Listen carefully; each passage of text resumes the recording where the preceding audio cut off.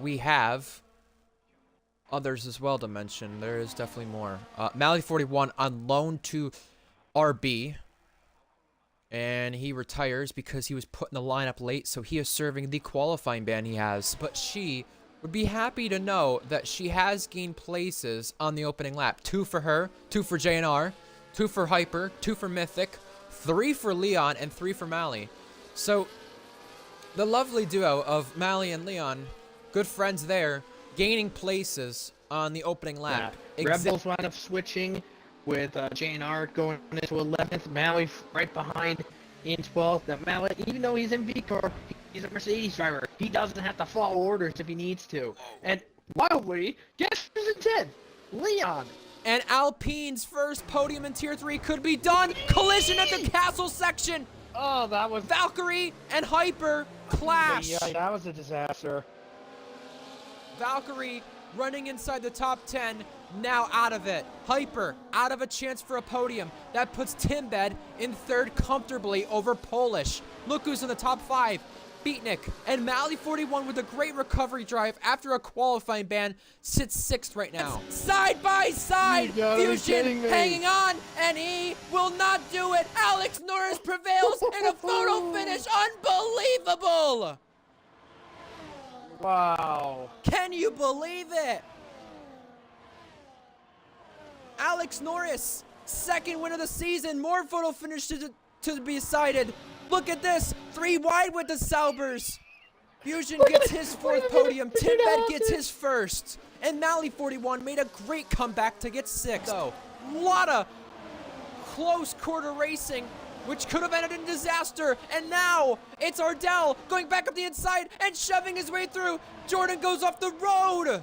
Jordan and Ardell both come out worse. And midfield Maester, you saw, also went off. Had to take avoiding action. You have 30 laps left. Absolutely. We got the pits going on already. Midfield Maestro, Kieran going in. Full safety car, by the way. Full safety car. It's not a VSC. Okay, I was going to say, it does say VSC on my end. Maestro was still a decent... I'm trying to think 4th. He's still a decent 7 seconds ahead, so even if he doesn't get the win, he's definitely still going to get a decent finish out of this. Polo back in DRS of his teammate. That's crucial there for the race victory, or what could be the race victory, because midfield Maestro has a 4.7 second gap. If those softs go off of a cliff, advantage to him, but right now it's looking to go in George and Polo's way. Remember, still a spot to be gained. Catching's one thing, passing's another. Down to turn 1, George through. Late in the race, he finds a way again, and here comes Polo, got his teammate blasting past.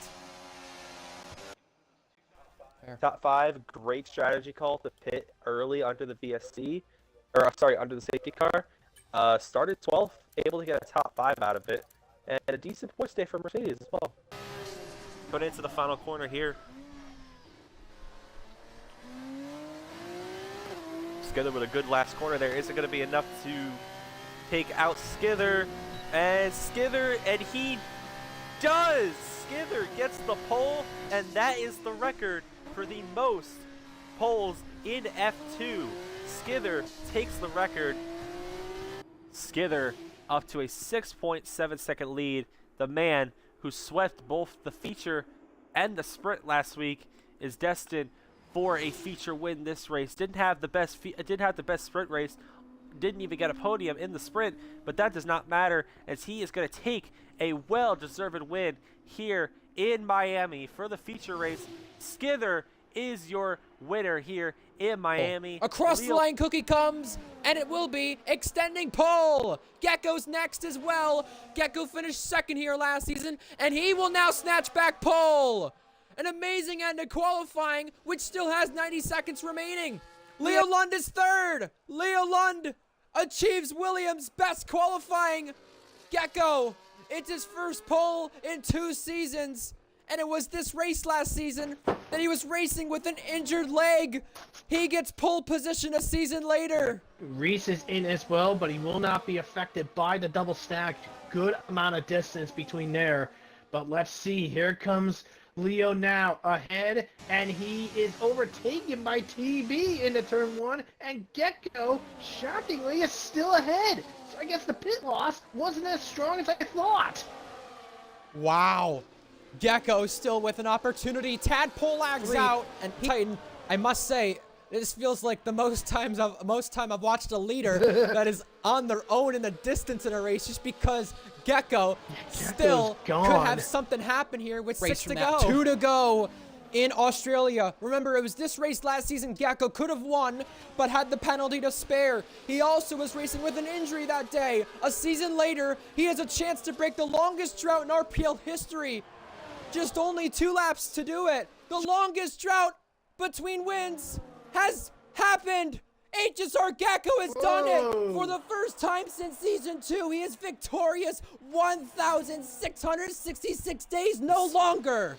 HSR Gecko, give it up for this man. 195 races since his last win. He's done it. I wasn't expecting that, to be honest. It was an incredible race. I felt like I had so much pace. As soon as I broke away, the RS, I just in the zone. Posting in that last stint. That car feels so much better than the RB.